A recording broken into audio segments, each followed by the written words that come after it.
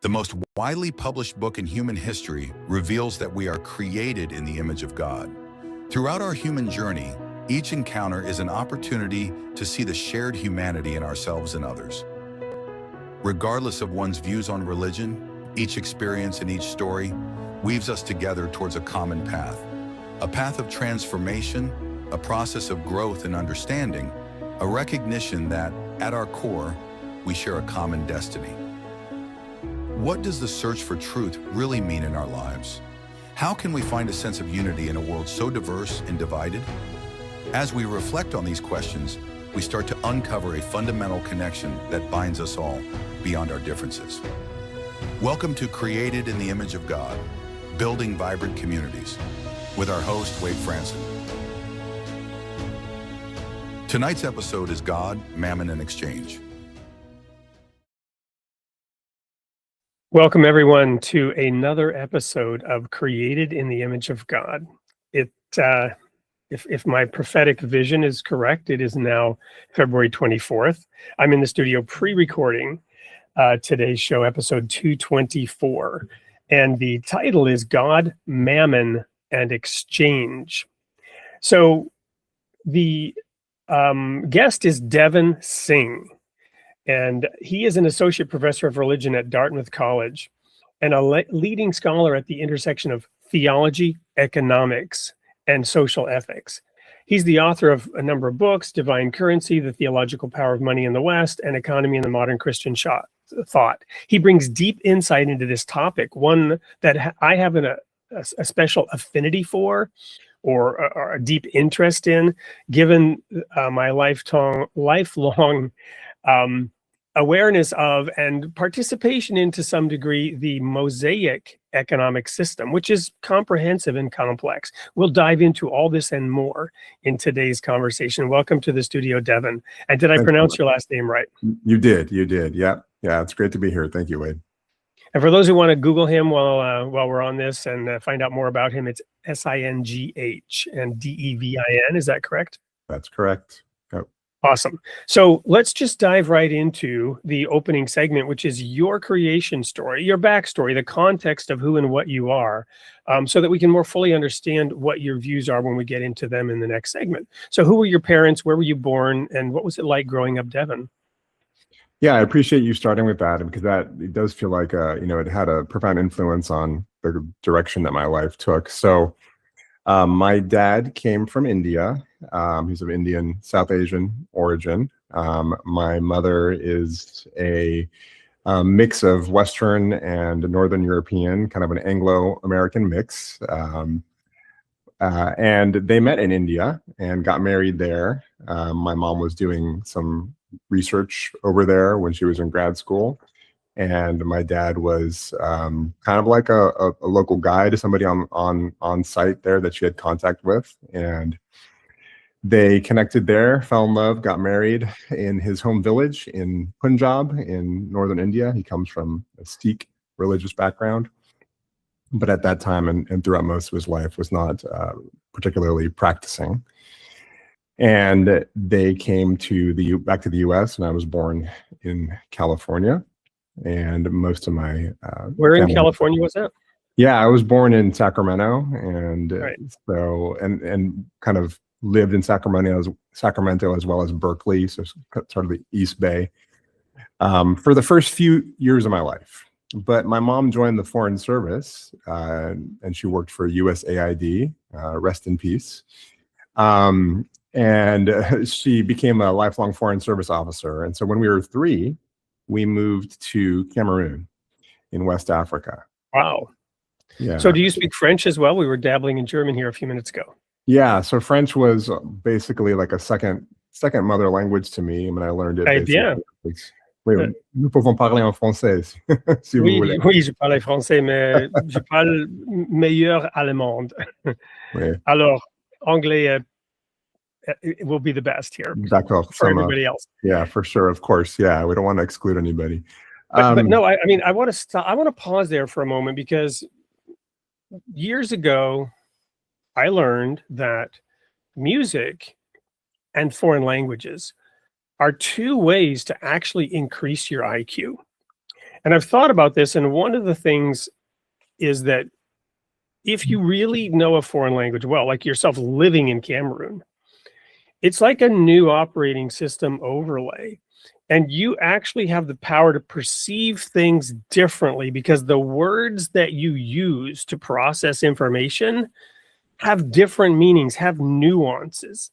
So you have to amp up your processing power as you navigate your way through life with these overlapping but diverse concepts in your head. Very powerful. Yeah. Yeah. I like that. Yeah. I mean, it's something that, it causes you to have to create new synapses when your brain gets rewired in various ways because you're making these linguistic and conceptual connections that are new, constantly new. Yeah, so I was very grateful for that early exposure, both in terms of language and, of course, the cross-cultural element, which we can talk about and unpack as well. I lived in Cameroon, in Yaoundé, the capital of Cameroon, for 4 years, and then we moved to Morocco, and I was there for 3 years. So basically, from age 3 to 10, so 7 years of my childhood were spent in West and North Africa. I mean, there's a lot that I can talk about from those experiences. I mean, one big highlight that I have sometimes talked about is we lived through an attempted or a coup d'etat in Cameroon, where the army basically overthrew the president at the time, and our house was on a major thoroughfare where there was machine gun firefighting outside our house. Our house eventually was partly blown up because of a mortar that was launched into our backyard to flush out some of the rebels. So quite a pivotal experience for me. In addition to, there's so much more I can talk about in terms of the cross-cultural and the interreligious aspects of that time there. And I am sort of intercultural and interreligious in my own body, in the sense that I have this multi-ethnic heritage. My dad coming from this Indian Sikh religious background, my mom coming from an Anglo loosely mainline Protestant background. Her family was loosely Episcopalian. We went to church a little bit when I was a child, and it wasn't really until junior high and high school for me, when we had moved back to the US and we were living in Maryland and the DC area, that my mom had a born again experience where she had this powerful kind of conversion experience and began attending more evangelically oriented and non-denominational churches. And that was quite a change in our lives and caught me off guard. And I found again, how old were you at the time? This is like 7th, 8th grade, so 13, 14, roughly. And I was going through kind of a rebellious punk teenage years. I was, getting in a little bit of trouble. Nothing too. What were your favorite bands at that time? I mean, gosh, so things like Red Hot Chili Peppers, but also I was really into the DC hardcore punk scene. So bands like Fugazi or Bad Brains or Minor Threat, which are, I don't know how many folks will know those, but.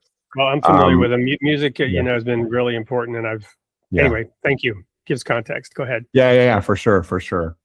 But it also sort of fits into my narrative in terms of kind of how I developed, because I was gravitating toward some of these forms of music as well as social expression that were interested in kind of challenging the hypocrisy of abusive authority, calling out the hypocrisy of figures that are in power. I mean, there's a lot about the punk movement that is really a cool social critique. It's a critique of problematic social systems and social injustice. And there was something about what I was discovering in the figure of Jesus that I found to be kind of punk rock. So, I kind of sort of describe my own exposure to Christianity as a very solitary experience. I mean, my mom had this conversion experience and told me to read the Bible, and I, was like, all right, fine, I guess I'll explore this. But I was, captivated by the character of Jesus in the Gospels and his way of doing these things that were very punk, calling out hypocrisy, challenging corrupt authority, calling for the Creating a whip protection. and chasing out the money changers. Sure. Yeah, absolutely. Right. Yeah. Driving out the money changers and calling out that financial corruption, calling for the protection of the marginalized and the vulnerable and the weak. Right. There was a lot there that I thought was really cool, frankly. And I had a few interesting sort of experiences of being dragged to church by my mom and being put into like these youth groups and Sunday schools, and finding that a very shocking experience culturally, as well as contrast from what I was reading in the Bible, and then seeing what was could have acted out or lived in these experiences, and it didn't really line up. Let me pause there as well and just dive down into one thing. So at that time or subsequently, were you aware of the degree to which what Jesus was doing was actually peeling back corruption on their own teachings and their own laws? I mean, he was revolutionary, and in that sense, we think progressive and forward-looking. But at the same time, he was also pointing out things that had been there all along that they had overlooked or shoved into the background or ignored, which gets us back to this whole Mosaic economic system and its intent and its purpose and its construction in the first place.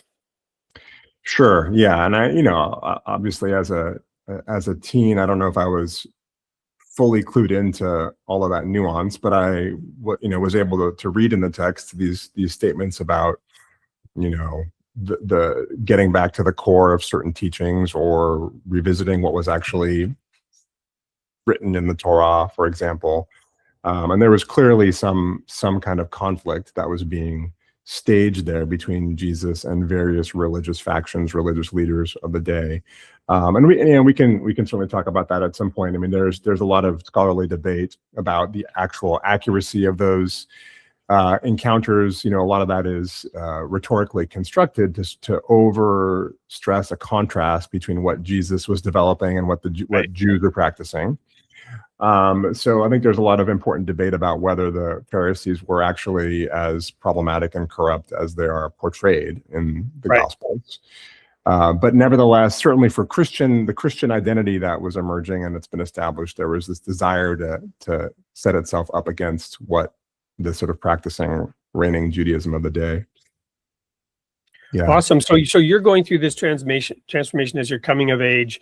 Your own internal views are forming and shaping based on what you've seen in your experiences. Your mother has now dragged you into yet another cultural shift after your family moved, all over the world. So how did you emerge from all that and then chart your course as an adult? So I went to California for college, and it was my sort of fantasy to move to California and put down roots and never move again, because I was also angry and rebellious about being dragged around the world every 3 to 4 years. As I've grown and matured, I'm grateful for that experience. But certainly at the time, there was a little bit of resentment, because it was hard to make friends all over again and all of that. Adapt to new cultures, etc. No trial for the present, right? Seems whatever, but it yields fruit, right? Our experiences are so different yet so similar. What you just described was exactly my situation, right down to the fantasy. Because when I returned from Germany on a visit, and I was temporary there, I was actually on temporary disability, and then went back to Germany. While I was there was this discussion about, hey, you're living the dream. Forget about the fantasy. The fantasy being coming back to California and putting down roots in California, versus where my life was. Yeah. So in other words, the parallels to the path here are almost eerie to me as I listen to you tell your story. It's wonderful to see somebody else have the same reaction to those opportunities, which at the time were very, very challenging and difficult. Yeah, totally. So I was in California for just 4 years, basically, for my college experience before moving and living elsewhere, and I'll get to that. But my college was a formative time for me. I mean, I was deeply involved in a Christian fellowship that was kind of a campus ministry. I ended up majoring in religious studies as my major. I went in as a pre-med bio major, kind of by default. I loved biology in college. I was going to go to med school and do sports medicine and open up a kung fu studio. I didn't talk about the fact that I had practicing martial arts throughout high school, and it was a really formative part of my upbringing as well. I got my black belt in kung fu before I left to go to college, and yeah, I was gonna do sports medicine and have a studio to train. Anyway, life took a different course, and I ended up majoring in religion because I was really captivated by these questions of, the big questions of life, as I put it. Why are we here? What is this about? Working through my own interpretation of Christianity and trying to make sense of that, taking that increasingly seriously, and did a lot of things that folks in campus ministries often do, like went to Bible studies, eventually was a Bible study leader, was the sort of worship and praise leader, playing guitar and leading folks in praise choruses and things like that. Were they punk-inflected praise choruses? Were they what, sorry? Punk-inflected praise choruses? I mean, I was playing acoustic guitar at this point, but I was strumming pretty intensely, so there were some times when there was some edge, a little bit of edge to it. There's a lot that I can say about my experience in that campus fellowship, and good and bad. One of the good things was it was a fellowship that was really attuned to the socioeconomic teachings of Scripture, Christian Scripture, and the Hebrew Bible, and really trying to enact some of those things. And so I had a lot of, I think, formative experiences doing, what was called urban ministry or inner city ministry, being in places where there was extreme poverty, extreme need, extreme economic issues, whether in sort of short-term or kind of over summer projects. And it also spurred me to get involved in nonprofit work while I was in college. And so I had multiple part-time jobs working in different nonprofit agencies. That's all to say that there was a kind of practical side to what I was also diving into in classes, which was really gravitating toward religious teachings and reflection on questions of wealth and poverty, social revolution and transformation, whatnot. So classes on Latin American liberation theology were particularly interesting and captivating for me. But also, movements like Black theology in the U.S. and questions of racial inequity and the call for racial justice. And I, really from the get-go, I think, gravitated toward these questions of money, wealth, economy. And again, part of that, no doubt, was because of my upbringing living in these, third world countries, as they were called at the time, right? Developing nations, and would accompany my mom on site visits to various villages and projects that the USAID was funding. So I was exposed to all these questions of geopolitics, wealth and poverty, et cetera, at a young age. And so it definitely planted a seed, I think. I mean, that's at least how I make sense of part of why I'm interested in these things. Yeah, that may be a good place to pause now, and we're going to go to a quick commercial break, which will be a video about Devin Singh's work, life, if I'm not mistaken. Again, we're pre-recording. When we come back, we're going to dive into the meat of what you just unpacked and where you're at. And there are a lot of open questions. This is really rich, fertile soil, and there is such an interest in America and the world today on these questions, and such polarization, frankly, on what the solutions are and how we should move forward. So I'm really looking forward to getting into that when we come right back after this short commercial break. Don't go anywhere. How do we take politics out of economics?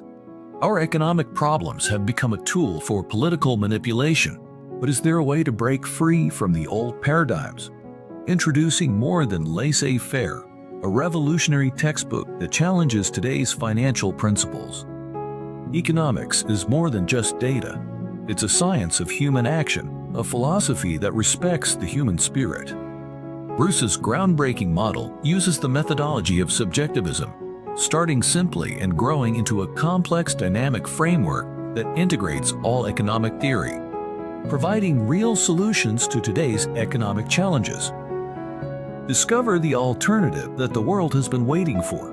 More than laissez-faire. A macroeconomic textbook, Alternative by Bruce Kerber. Available now at Amazon.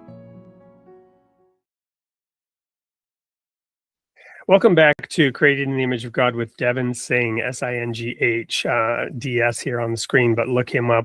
Very involved and studied guest to have talking about these particular issues which we're about to dive into. So right before the break, we were bringing us all up to speed on how you got there to focus on these issues of faith, religion, scripture, economics, ethics, based on having traveled around the world, seen a lot of things, and understood Jesus to have been at the heart and core of this, as well as he drove money changers out of the temple, castigated the religious system of his day for not fulfilling those judgment, mercy, and faith issues, for not practicing pure and undefiled religion, right?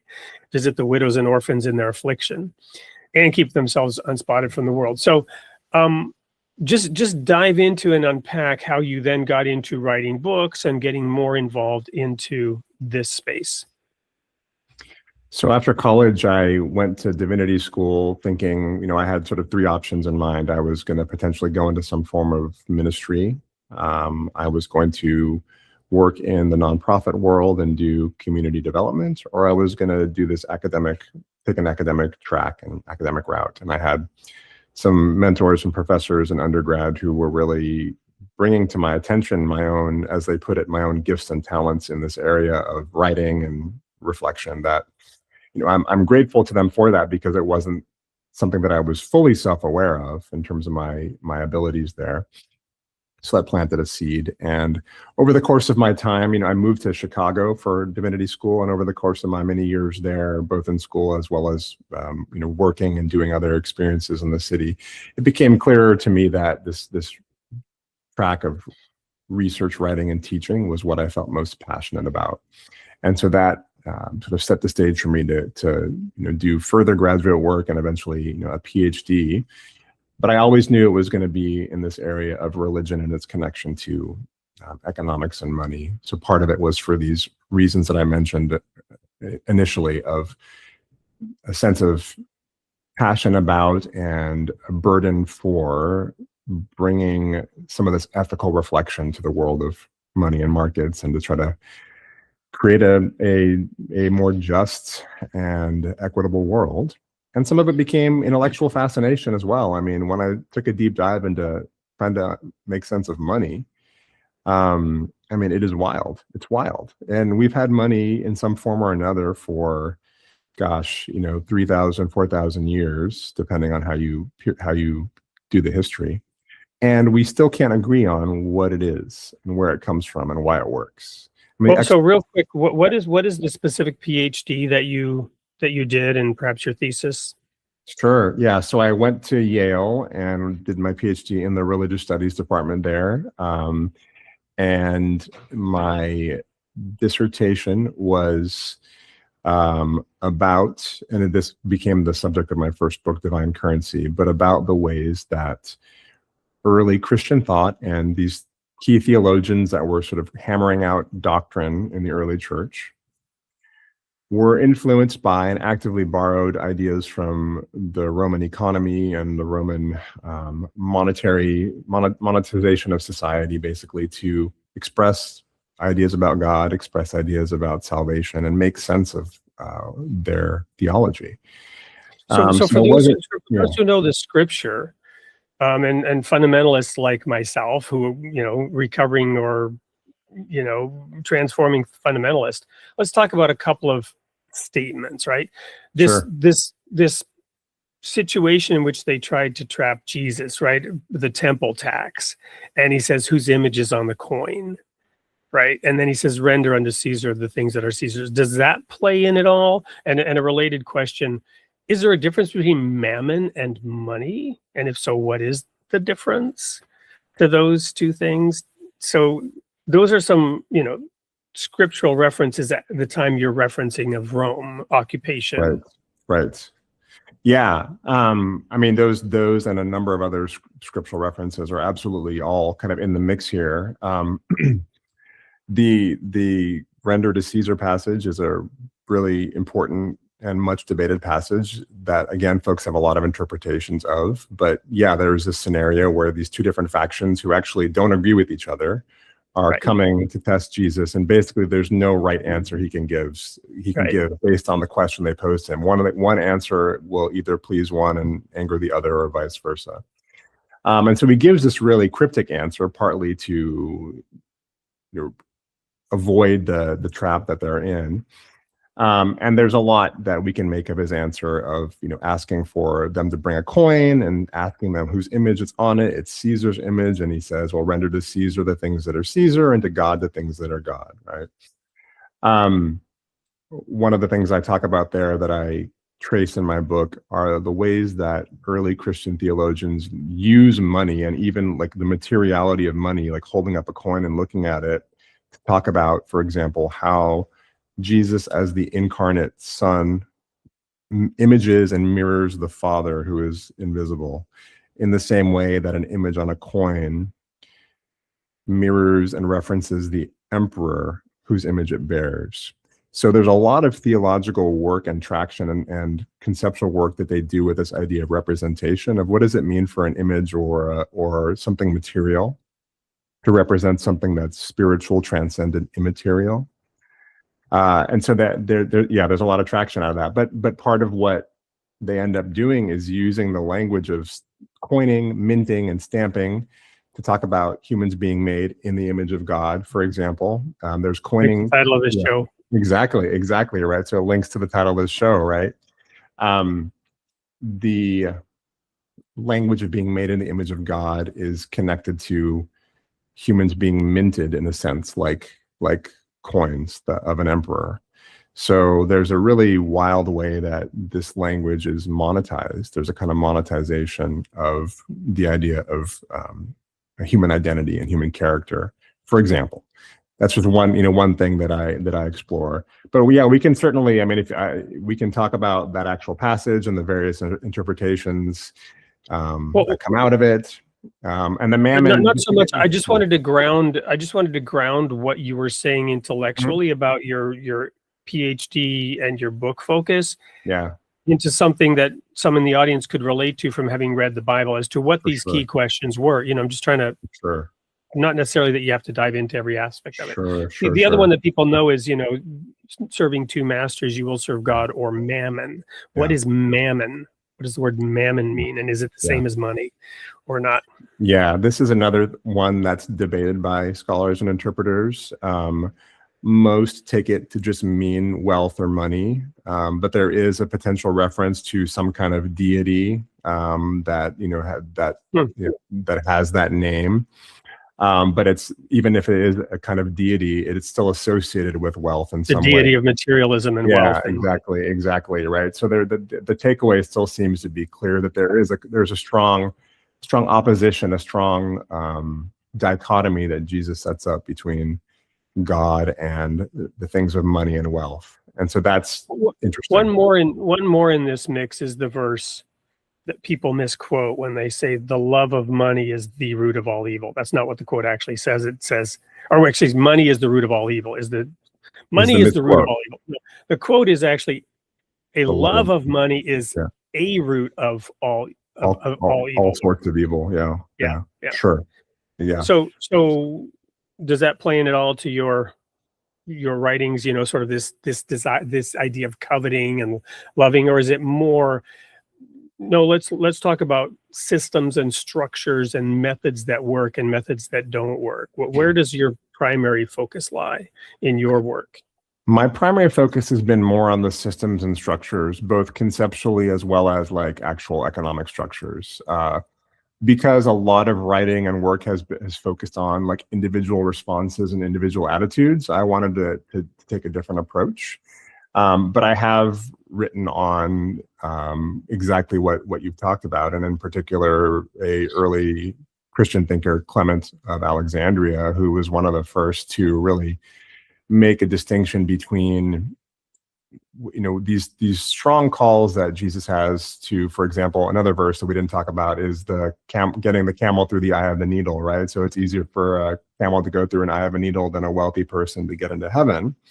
So Clement is wrestling with that verse, and he takes some of the sentiments from the verse you named about the love of money being the root of all evil, as well as language from the parable of the sower, where there's the cares of the world that can creep up and choke out faith.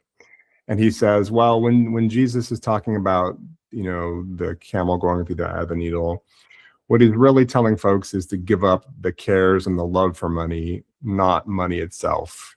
And he spiritualizes that teaching in a way that for the first couple hundred years of the church, arguably, like most Christians said, no, like when Jesus said this, it's straightforward. Like you can't be rich and go to heaven.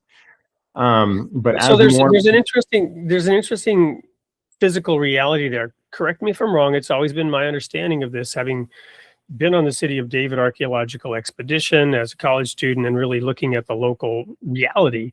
There was a way to get into Jerusalem, and it was called the Eye of the Needle. And especially on the Sabbath, you had to enter in through that particular entrance. And a camel laden with goods you would have to strip all the goods off the camel, and the camel would have to get down on its knees and crawl through the eye of the needle. So literally there was a situation in which all the material things had to be left outside the gate, particularly on the Sabbath, to come in and commune with God. You had to leave all the material things behind.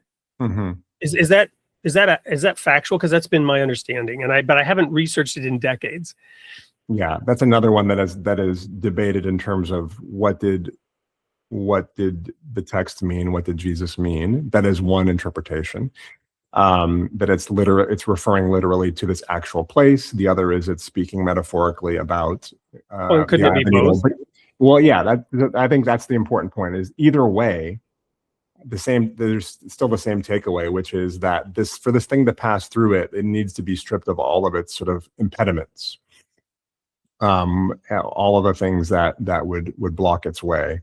But there's still a debate about this is fascinating because we think of wealth as an enabler. Sure. It is an enabler of many things. Totally. And Jesus says it's not an enabler, it's a ball and chain. Right. Yeah, exactly. And this is what Clement will go on to say. He'll say that having wealth enables you to do great things in terms of blessing others and providing alms and sustaining the poor and sustaining the church, which is an important part here. So the church is concerned about its own finances. Forget about that. Totally. It needs patrons. It needs funders. And so getting back to the temple tax, right? And whose image is on the coin when you pay it. Yeah. So there's a tension that runs through Christianity and Christian teaching, as it does, I think, in other traditions as well, of a lot of anxiety and warning and concern about the perils of wealth, the problems, both for oneself in terms of one's own heart and one's own soul, of the kind of corruption that comes, but also the perils of injustice and exploitation and abuse socially that happen when people try to accumulate wealth, on one hand, as well as this other set of thinking about, well, money is an enabler and it's a tool, and maybe we can use it in ways that are beneficial. And it's a real tension and a real struggle throughout the history of the church. This is why you have as the church grows in social and political power and under Christendom and the Catholic Church in the West gets wealthy, you have the Franciscans, you have these various reform movements that are coming up along the way to talk about the importance of poverty, simplicity, not accumulating, to sort of have this back and forth debate. And it's been there from the beginnings in some ways. And of course, both sides are going to claim to have the better interpretation. So in shifting towards the actual premises and arguments that I assume, sadly, not having had the time yet to read your books, but shifting into that, because I want you to unpack specifically how you address systems, structures, and how you pull in, perhaps the Torah and whatnot. There's this Baha'i quote, which sort of condenses this down in something called the hidden words. And it goes like this. It's very simple. With fire, we test the gold. and with gold we test our servants. Mm. Nice. Right? Condenses Interesting. this whole Yeah. discussion down into, God's view is, look, we purify and refine something as great as gold with fire. And now you have pure gold, which is awesome.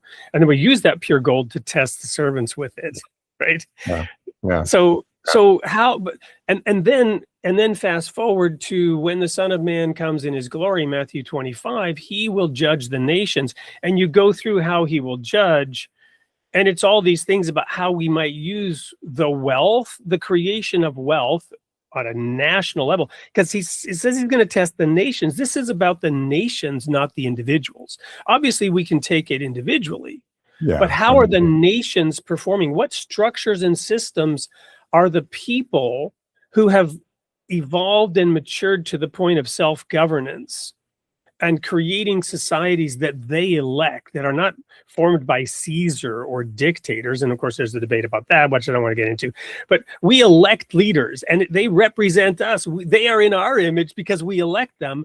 What does the society look like? What are the systems and structures do they deliver on all those things that Jesus castigated the people of his day for not delivering? You follow me? And are people who are thirsty getting water? Are people who are hungry getting food? Are people who are naked being clothed? Are prison systems working, and are we involved in them to make sure that we're actually helping people versus hurting people? And what about sick people? Are we helping them get well and making sure that they're all these questions that are listed in there? It's almost straight out of the Universal Declaration of Human Rights, which is a whole nother Oprah. Don't want to get into today. But what are the systems and structures? So to me, that's what I imagine your work to be. Unpack for us how you view all this. Yeah. So in terms of my work, it's primarily focused on the theological structures and systems that the church created, and how those things either challenge or reinforce the power of money, the power of economy. Because as I said, you can find evidence and arguments on both sides. So it's simplistic to say that the church has always been pretty clearly against wealth accumulation and money, or that it's only corrupt and it's only about gaining wealth and abusing wealth or power. Well, I think depending on the church. Yeah. Depending on the church, you could say it's against its membership accumulating wealth in favor of itself accumulating wealth.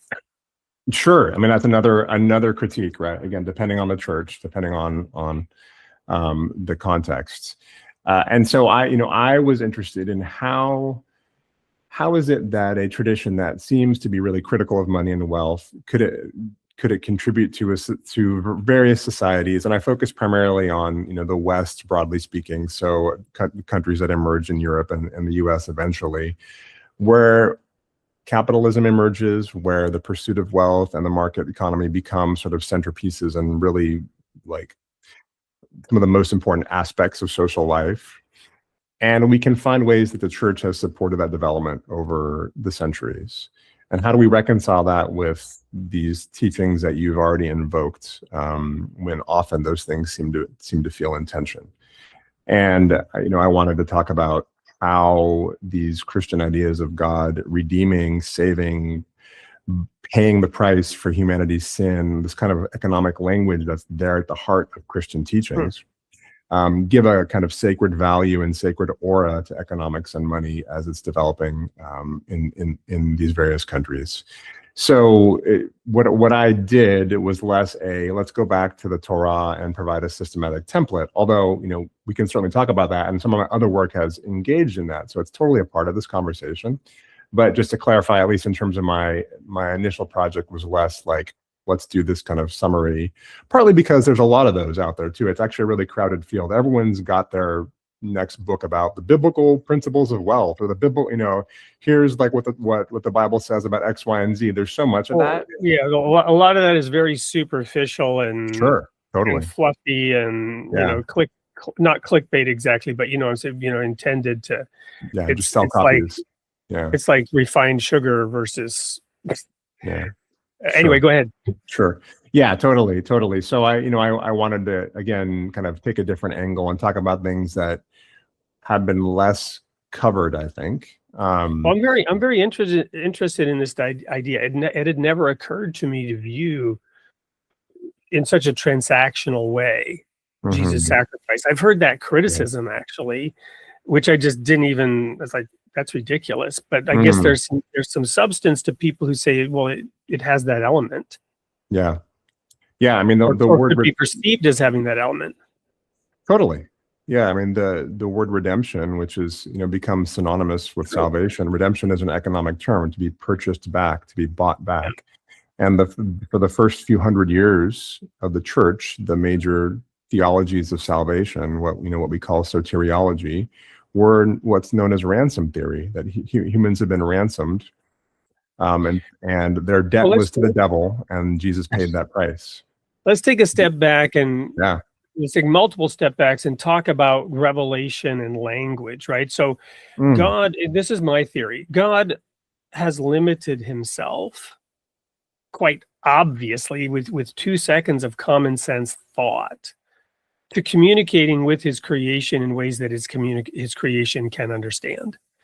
God reveals himself to be beyond our comprehension, and yet we're told to know him and worship him, right? So God must reveal himself in concepts and language that we understand. And Jesus spoke in parables both to hide the meaning and make it accessible to those who had ears to hear and eyes to see, right? Because the ideas are complex, they're beyond our comprehension. A being that exists outside of time and space is communicating with people who are inside a time and space construct, for whom time is a gift that allows us to grow, like a seed being planted in the spring and bearing fruit in the summer. So quite obviously then, language around economic transactions might have been used to assist 2-year-olds understand difficult complex concepts in simple language, but that doesn't mean that it's crass or material in its essence. Sure, I hear what you're saying, and yes, I mean this is I think a foundational sort of point in most theology, and theologians would want to recognize this kind of and John Calvin famously speaks about God accommodating to human limits. When God speaks, God lisps, as I believe Calvin put it, or at least an interpreter. I should have read that. That's cool. I've never heard that. The challenge is that's all we have. I mean, the language is all we have, right? So all we have to work with are these limited concepts.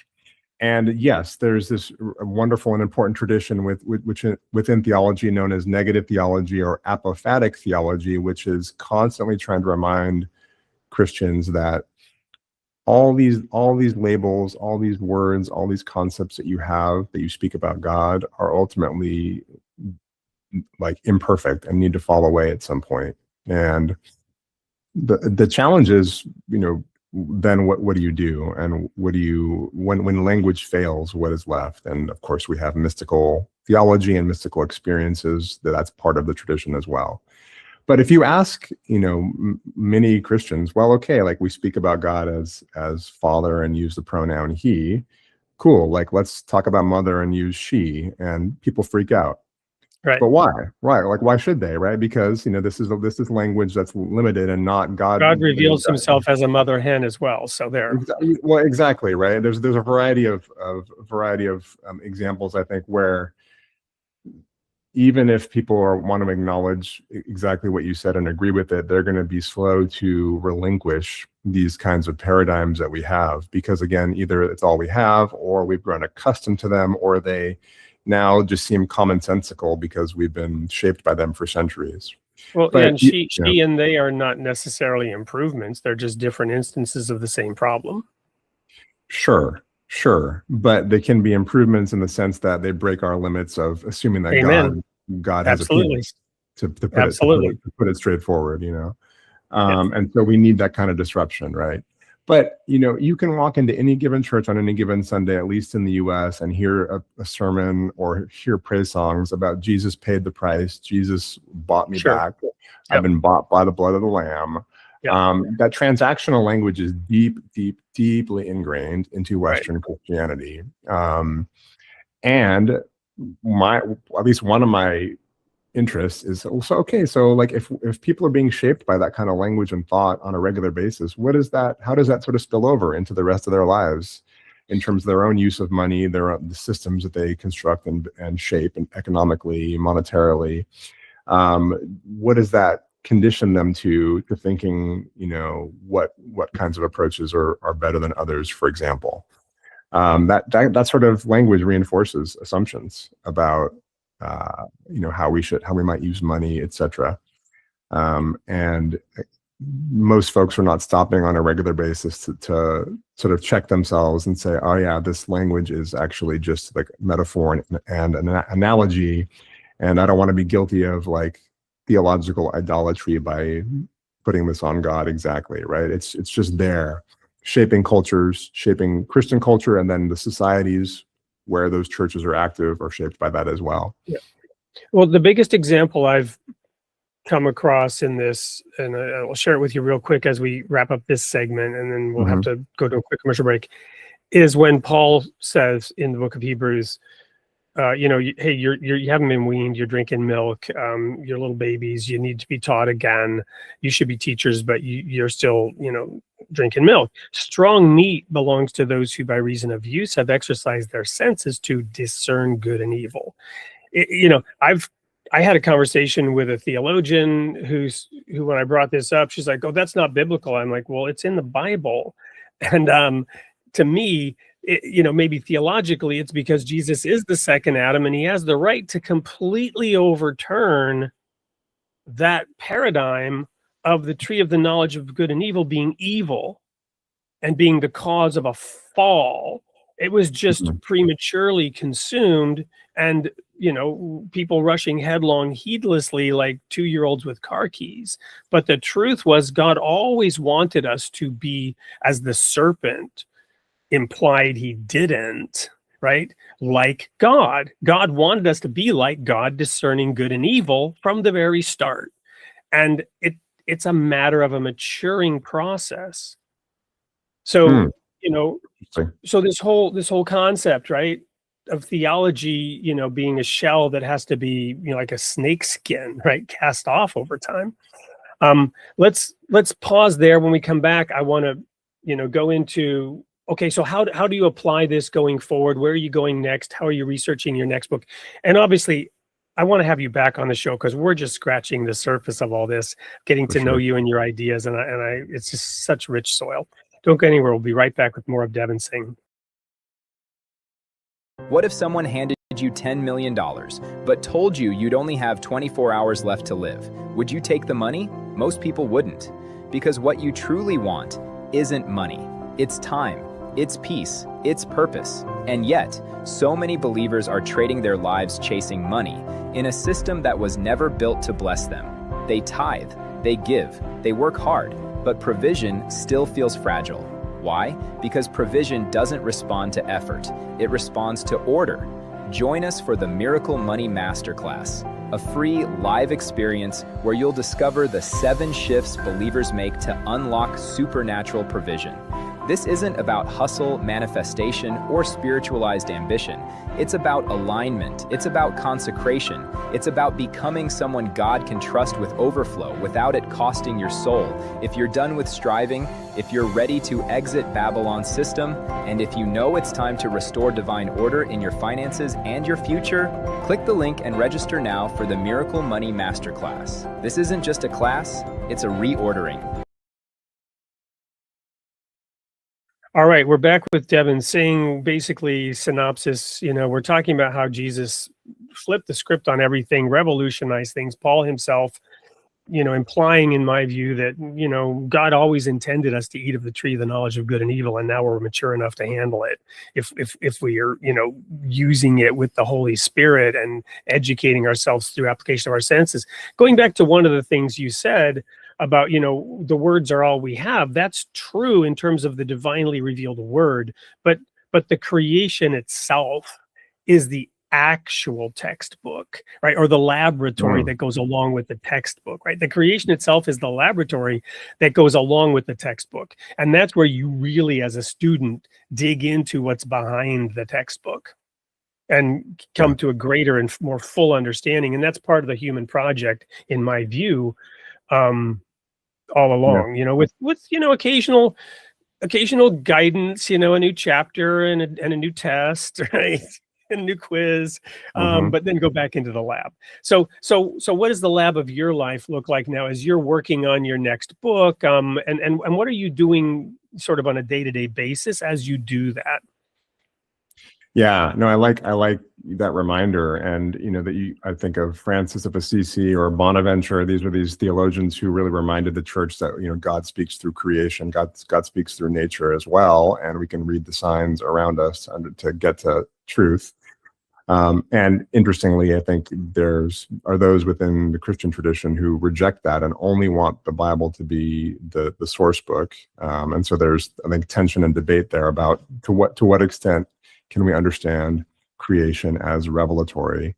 But I am definitely persuaded by this idea that there's a broad sense of where truth comes from.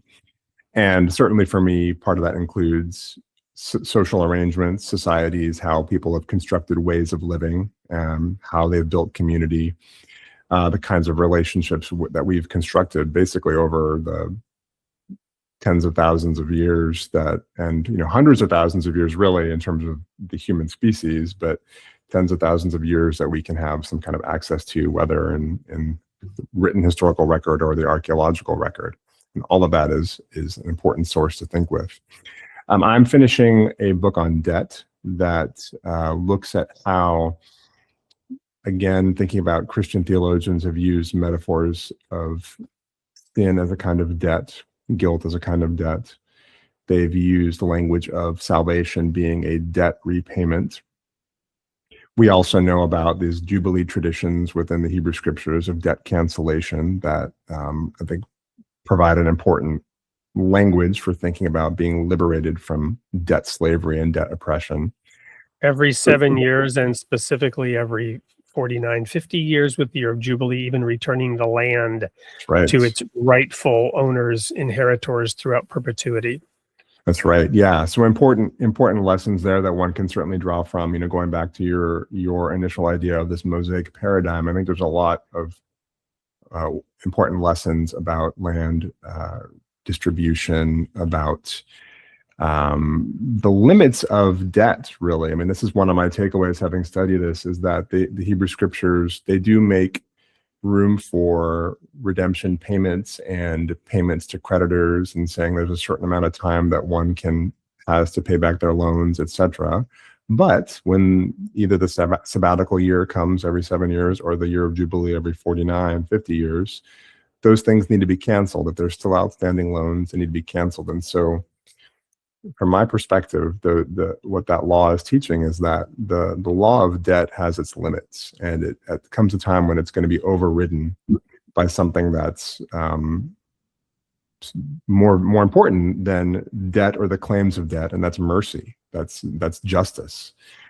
And so that's one of many, I think, takeaways from reflecting on those scriptures. But in this book that I've just finished up, I am looking at how, as I put it, the church and Christian theologians have sacralized debt, sacralized these ideas of lending and credit in ways that are at odds with how the church has also condemned usury and condemned predatory lending over the centuries. There's an interesting tension there as well. So what does it mean for a tradition that has said that lending and charging interest is wrong and predatory and exploitative? What does it mean that that tradition also was where things like the mortgage was developed, and where banking and bank-based lending ideas were really formalized when we think about what was happening in medieval Catholic Italy and then eventually in other parts of Europe? The church had a role in that. The church had a profound role in these credit instruments that became part of what we now understand as capitalism and became so essential to financing, public and private financing, the emergence of the corporation and the firm, all these things that there's theologians writing about and giving their instructions about. even while supposedly all of this is sinful. And it's interesting. It occurs to me that, God invested us with creative powers. And one of the things that we created out of nothing is money. Right? Interesting. It's created out of nothing, right? Sure. It's just a construct. Let there be money, and there was money. Yeah. I mean, in my view, money really what it does is it tracks the credits and debts that emerge within relationships when we make promises to one another, right? And so it's a way to quantify and track that. And in the end, and so that now I'm really getting the depth of your work and the power of your work and the value of your work. Thank you. It took me an hour for the penny to drop, pun intended, as the Germans say, right? The penny just dropped. It's all come full circle now. Yeah, that's awesome. Yeah, I mean, there is a lot there in terms of thinking about, these are really heady, abstract concepts, right? Like, what is money? How does it work, et cetera? And like you said, right, it seems like this kind of thing that emerges out of thin air. And this is also why I think it's been such an attractive thought partner for theologians and philosophers to think about, like God or the spirit or transcendent value, because these are also these kinds of they're invisible, abstract things. And money is one way that we make sense of our own kind of social value, and now it's become a thing over the centuries for trying to make sense of this abstract thing called transcendent value, and what that might mean. So we are actually out of time. We're going to have to pick this up in a future episode if you are willing, Mr. Singh, to come back. And I'm just going to say, any last words for the audience before we wrap this up today? And we will have you back on as soon as possible. I mean, I appreciate the conversation. This was great, and I definitely look forward to continuing it. And yeah, I mean, if your audience is interested in these subjects, they're obviously welcome to track me down. You can find my info online. I'm happy to field questions and inquiries from folks about these kinds of things. So it's Devin Singh, DevinSingh. Is there like a .com place? Yeah, I mean, DevinSingh.com. So that's the easiest way. You can also certainly find me at my Dartmouth faculty homepage as well. So. And because we do have to live in the world and money is important, go on Amazon and buy that book. The first Sounds book, good, which is sure. What's it called again? Divine Currency. Yeah. Divine Currency. Yeah. Devin, it's been an absolute pleasure. We'll have you back soon. For everybody else, stay tuned for the sneak peek. And remember, you are created in the image of God, and God loves his creation. We'll see you next week.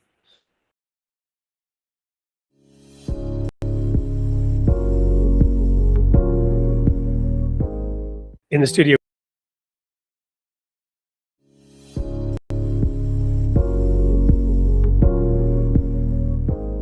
In the studio with me is Matthew Hedden, who is a combat veteran. Welcome to the studio, Matthew. Great, thank you so much. And I'm really honored to be here, and honored to have my wife to be here today. My mom was a Southern Baptist Sunday school teacher. My daddy was a deacon. And, I loved growing up where I grew up, but I never really quite fit in. I was just too hyper and just all over the dadgum place, before everybody had ADHD and our food had all this stuff in it making us crazy, So tell us a little bit about that transition, how you ended up going into the military. I didn't want to go to college, but being first in my class, and it's just what you do.